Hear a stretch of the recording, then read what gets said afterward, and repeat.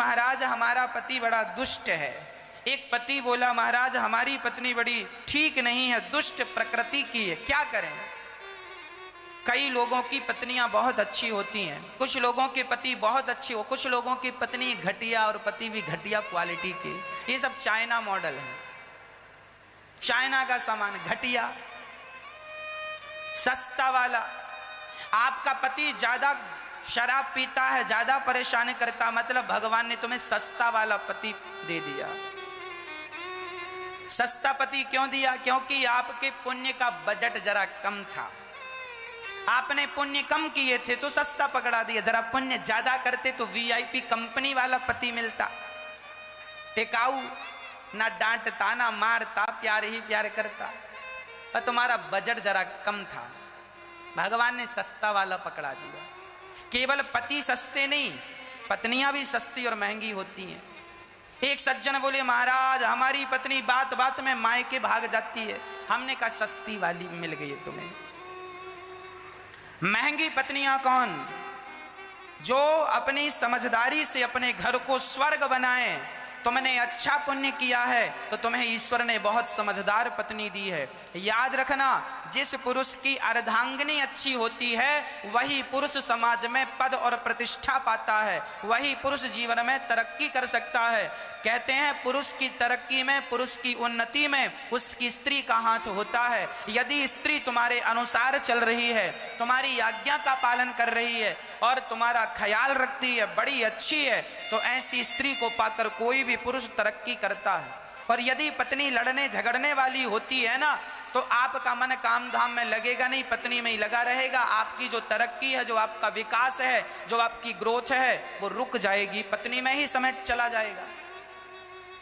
इसीलिए पत्नियों को चाहिए कि वो समझदारी का परिचय दिया करें, पति से झगड़ा ना किया करें। पत्नियां पति से झगड़ा करती हैं तो पति के कारोबार में उस झगड़े का बहुत बड़ा प्रभाव पड़ता है। मैं यहां शांति से बैठा कथा सुना रहा हूं क्योंकि कोई टेंशन नहीं है, और यदि मैं टेंशन लेके कथा सुनाऊं तो क्या आपको बढ़िया सी कथा सुना पाऊंगा? मुझे काम करने के लिए ना फ्री होना चाहिए, हाँ या ना?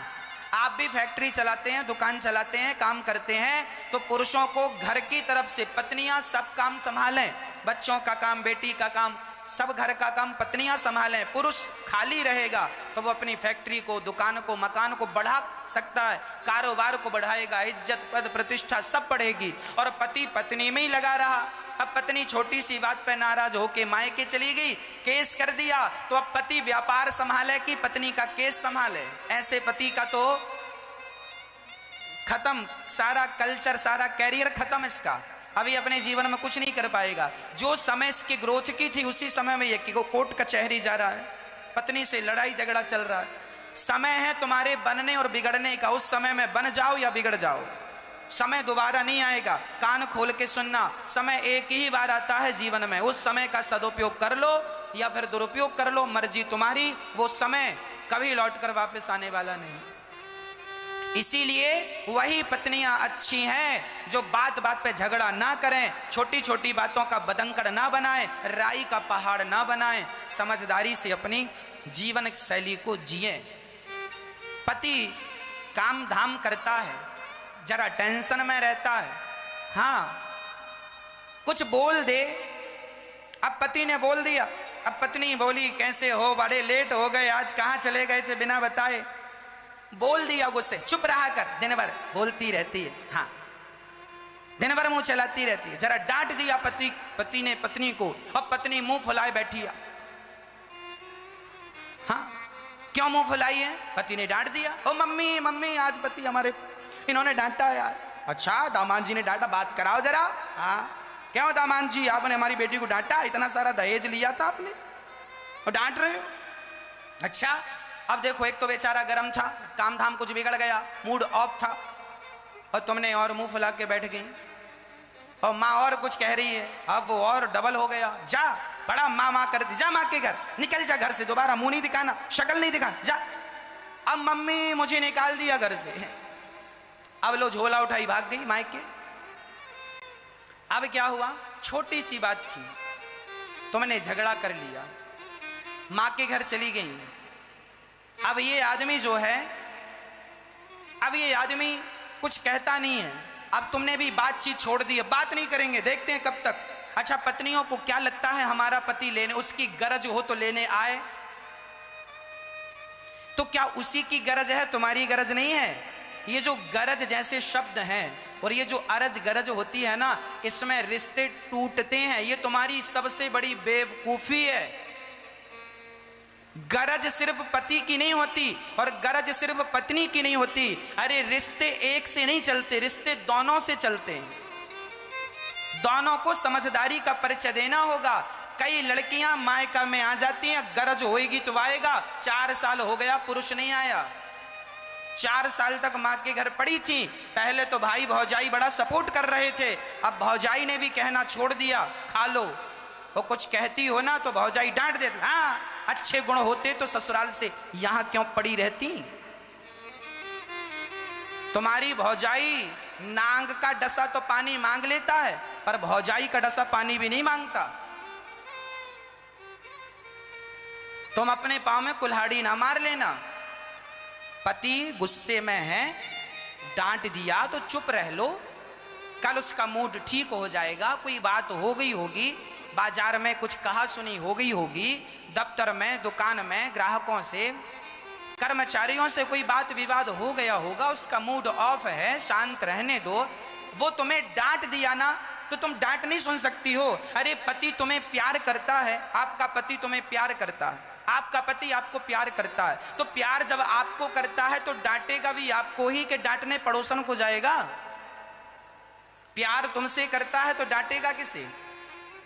पत्नी भी कई बार अपने पति से शिकायत करती है, पत्नी भी पति को डांट देती है। पत्नी का भी डांटना जायज है, उचित है। अरे पत्नी जब प्यार तुमसे करती है तो अधिकार भी तो तुम पर ही है, तुमसे ही कहेगी, तुम्हें ही डांटेगी, तुमसे शिकायत करेगी। तो पत्नी का डांटना भी उचित है और पति का डांटना भी उचित है, पर डांटने के बाद उस बात को बहुत बड़ा बना लेना, ये तुम्हारी मूर्खता है। उस बात को खत्म कर दो, भूल जाओ। पति का मूड सुबह ठीक हो जाएगा, कुछ मत बोलो, अपना काम करती रहो, सवेरे अच्छा हो जाएगा। पूछ लेना कि क्या बात थी कल, वो कह देगा कि ये बात थी, है ना। थोड़ा समझा करो, रिश्ते ऐसे नहीं चलते कि उसकी गरज हो, उसकी गरज हो। ये अरज गरज में सब नष्ट हो जाता है। हजारों, भारत में हजारों बेटियां मायकों में पड़ी हैं केवल गरज के कारण, और रिश्ते खराब हो गए। उनको लग रहा है अब सुधरेगा, अब सुधरेगा, कुछ नहीं सुधरा, बिगड़ता गया। दूरियां बनाने से दूरियां बढ़ती हैं और नजदीकियां बनाने से नजदीकियां बढ़ती हैं। और तुमने तो दूरियां बना ली, मायके चली गई। अरे पास में होती तो तुम्हारा पति तुम्हें मना लेता।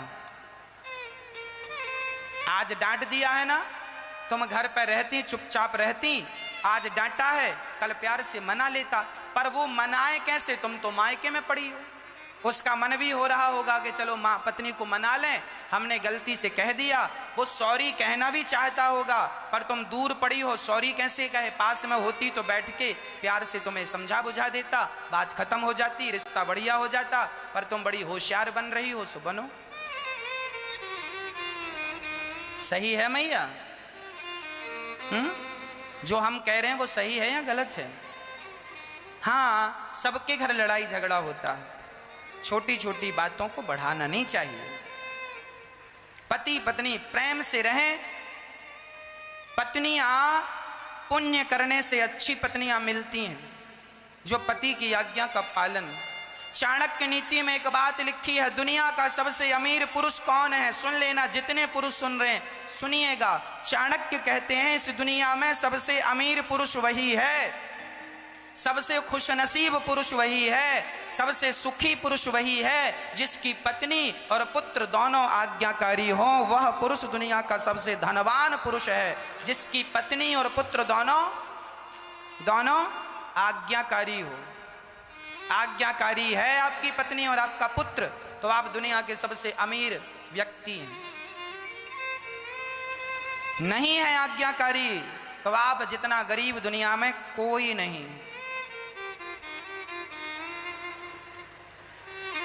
इसीलिए ध्यान रखा करो, सस्ती पत्नी वही है जो बात बात में गुस्सा हो जाए, महंगी पुण्य से मिलने वाली पत्नी